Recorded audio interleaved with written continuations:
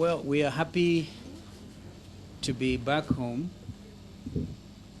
and I think it's an opportune moment for us because when you were all celebrating the arrival of the new year, we were in Egypt with these colleagues. So I think the place to begin is to join all Kenyans in welcoming the new year and wishing every Kenyan, wherever they may be, a prosperous 2011.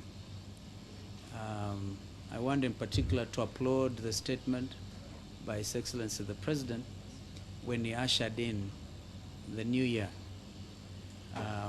It's a statement I think that all of us feel obliged to support and support wholeheartedly, because he did address the issues that were paramount last year and continue to be issues even in the new year. His statement, for instance, on the need to end up as soon as we possibly can with a local mechanism with regard to the ICC, I think is a matter that makes everybody feel this is the direction to go. And so we went at the invitation of Dr. Nassif, the Prime Minister of the Arab Republic of Egypt, to visit that country with which we have bilateral relations.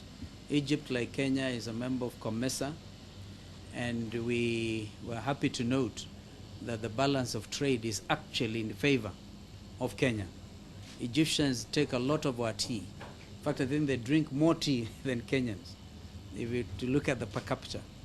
And although that there are others that which are interested, like India, interested in selling their tea to Egypt, we were able, together with the representatives of KTDA and others, to engage the Egyptians in that regard.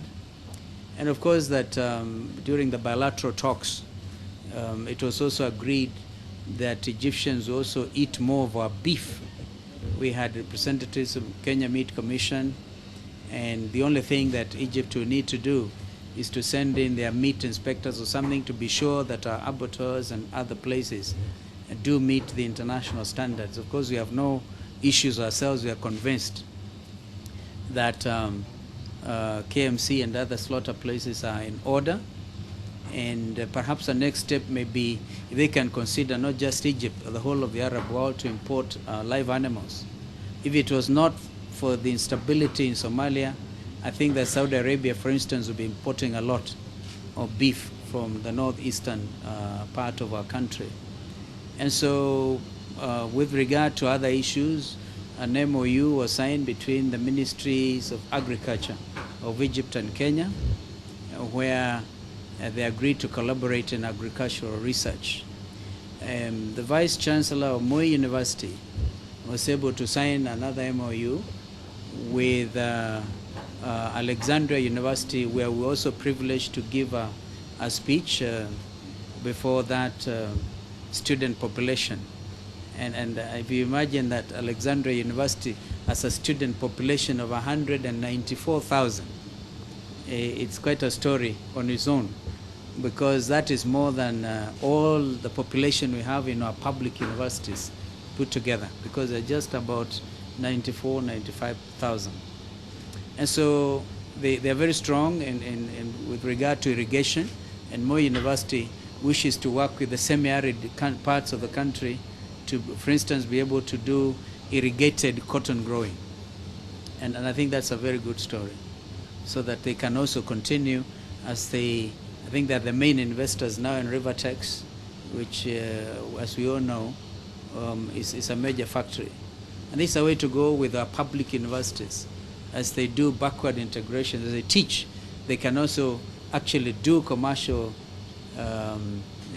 undertakings, which will then be able to make them self-sufficient from the exchequer.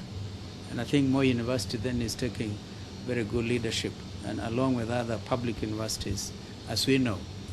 And so we were able to visit Alexandria, and we were able also, at the end of the day, to return, and that's why we are here. I want to thank colleague members of parliament, the Honorable Waititu representing, of course, our minister, and these other honorable colleagues for finding time to join with us. It was a big delegation, and I think what we came up with was also big, because at the end of it, Kenya and Egypt are able to reaffirm close understanding. The culmination of that visit, of course, was the talks I had with President Mubarak. Egypt has gone through some elections. I've actually had elections this last year in the month of November, where President Mubarak's party won 420 of the 500, I think, and 20 seats. And I think that Egypt is really strategically placed to continue also to help with the Middle East peace process. And so President Mubarak and Prime Minister Nassif were able to brief us on what was ongoing. In fact, only this week, the Prime Minister of Israel will be visiting with President Mubarak at the resort city of Sharm el-Sheikh to be